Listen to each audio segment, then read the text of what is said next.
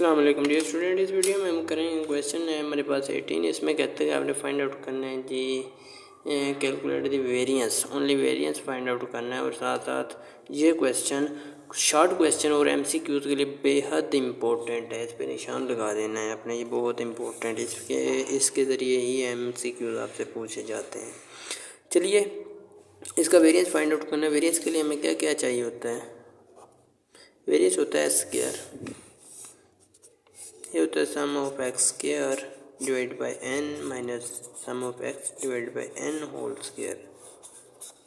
इसके लिए हमें एक्स स्क्वायर का कॉलम चाहिए, बस एक्स वाला है हमारे पास ऑलरेडी, इसको हम एक्स बना लेंगे। ठीक है, एक्स स्क्वायर वाला कॉलम बनाना है। 14 का स्क्वायर लेंगे तो 194 आ जाएगा, सॉरी 196 आएगा। 16 का लेंगे 256। आपको 20 तक तो टेबल आता ही होगा। ठीक है, 16 का 256 होता है, 17 का 289 होता है, 18 का 324 होता है और 20 का 400 एंड 22 का, चलिए देख लेते हैं क्या आएगा। 22 का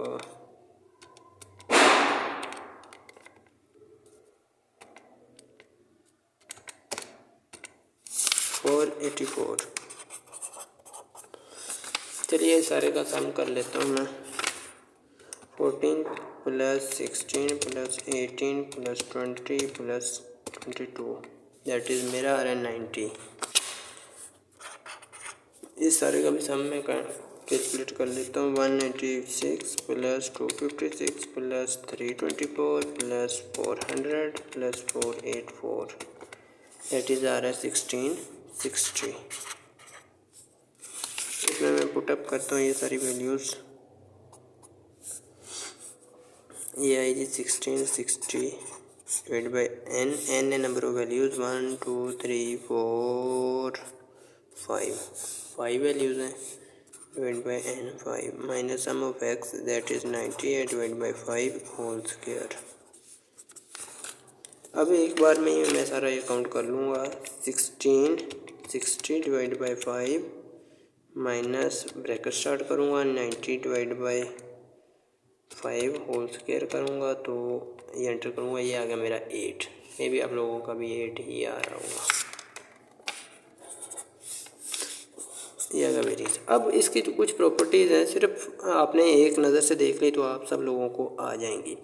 स्टैंडर्ड डेविएशन हो या वेरिएंस हो, किसी भी कांस्टेंट का स्टैंडर्ड डेविएशन या वेरिएंस 0 होता है। चलिए यहाँ वेरिएंस की बात करते हैं तो वेरिएंस ही कर लेते हैं।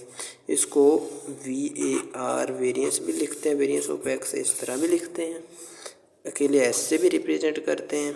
ठीक है, वेरिएंस ऑफ दैट वेरिएबल भी लिखते हैं, कोई मसला नहीं है। ठीक है, किसी भी कांस्टेंट का वेरिएंस ये तो वेरिएबल का है ना, इसी तरह किसी भी कांस्टेंट का वेरिएंस ले लेना। जिस तरह 2 है 3 है 4 है 5 है 6 है 7 है, किसी का भी डिफरेंट ले लेना वेरिएंस, वो 0 के बराबर होता है। ये बात आपने याद रखनी है, सिर्फ ये बात है कि याद रख लेंगे, आपको काफ़ी सारे MCQs इस तरह से भी क्लियर हो जाएंगे। ठीक हो गया। दूसरे नंबर पर जब आपके वेरिएबल में कोई भी चीज़ एडिशन आ रही हो, जिस तरह वेरिएंस ऑफ 7 प्लस एक्स, तो ये किसके इक्वल होगा? ये होगा variance of 7 plus variance of x के बराबर होगा। ये वेरिएंस ऑफ 7 किसके बराबर आ जाएगा? 0 के। क्यों आएगा? क्योंकि कांस्टेंट का वेरिएंस 0 होता है। Plus variance of x, variance of x कितना है? 8 है। ठीक हो गया जी, दैट इज़ 0 प्लस 8 होगा एंड 8 आ जाएगा आंसर। दूसरे नंबर पर अगर variable by change of origin आ जाए, यानी कि मल्टीप्लिकेशन में आ जाए, जिस तरह वेरिएंस ऑफ 7x आ जाए, तो क्या करेंगे?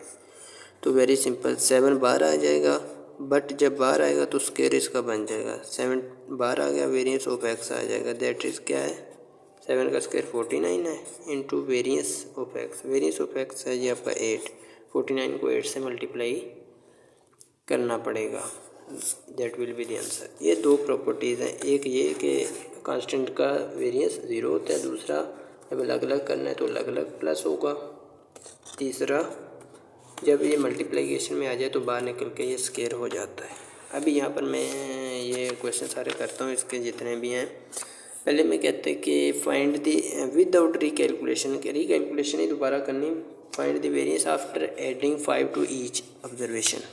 ये था variance of x, that is आया 8।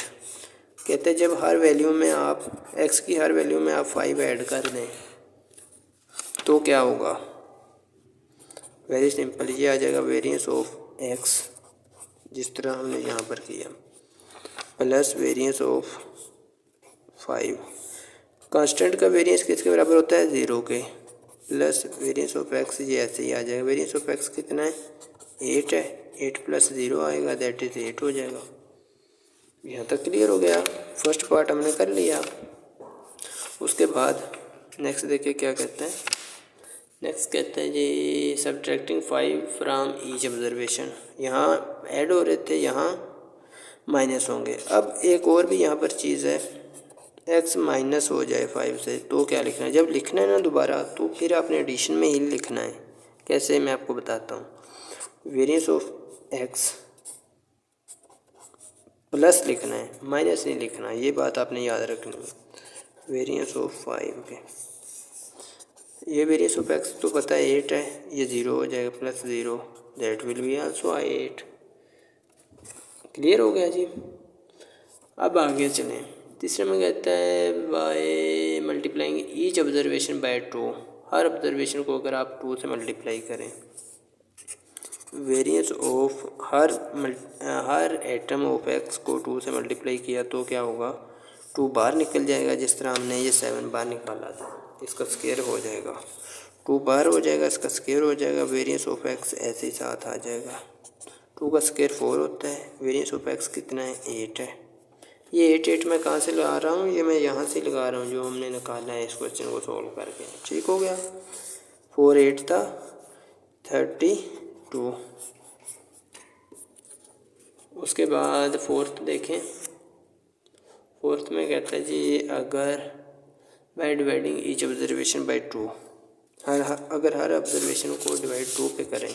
चलिए मैं ये यहाँ पर कर देता हूँ ताकि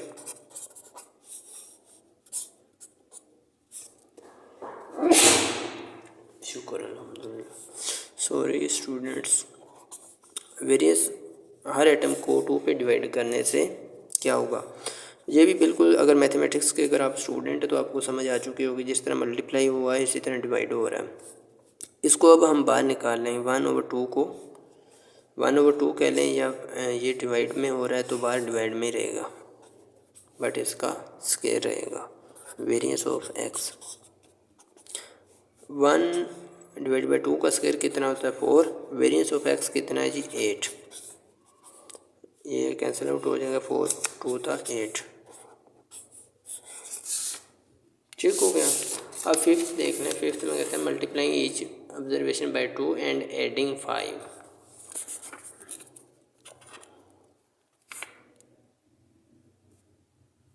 ये सॉरी थर्ड था, फोर्थ हमने कर लिया, फिफ्थ है। कहते हैं कि अगर आप हर ऑब्जर्वेशन को 2 से मल्टीप्लाई करें, एक्स की हर ऑब्जर्वेशन को 2 से मैंने मल्टीप्लाई किया और उसमें ऐड किया 5 तो क्या होगा। तो भी वेरी सिंपल, ये आ जाएगा, अलग अलग कर लेंगे। पहले वेरिएंस ऑफ 2x होगा प्लस वेरिएंस ऑफ 5 होगा। 2x में क्या होगा, थोड़ा सा कम्प्लेक्स हो गया। जिस तरह ये था यही है, यहाँ पर इतना ऐसा ये वही है। ये 2 बाहर आएगा तो 2 का स्क्वायर हो जाएगा, वेरिएंस ऑफ x वहीं पे रहेगा। ये वेरिएंस ऑफ 5 क्या होगा, 0 हो जाएगा। क्यों, क्योंकि कांस्टेंट का वेरिएंस 0 होता है। 2 का square 4 into variance of x that is 8 है, ये आ जाएगा 32। क्लियर हो गया यहाँ तक। उम्मीद है आप लोगों को सारी समझ लग गई होगी। अगर फिर भी किसी बात की समझ ना आई हो तो प्लीज़ इस वीडियो को दोबारा देखें और लाजमी देखें, ये बहुत इंपॉर्टेंट वीडियो है।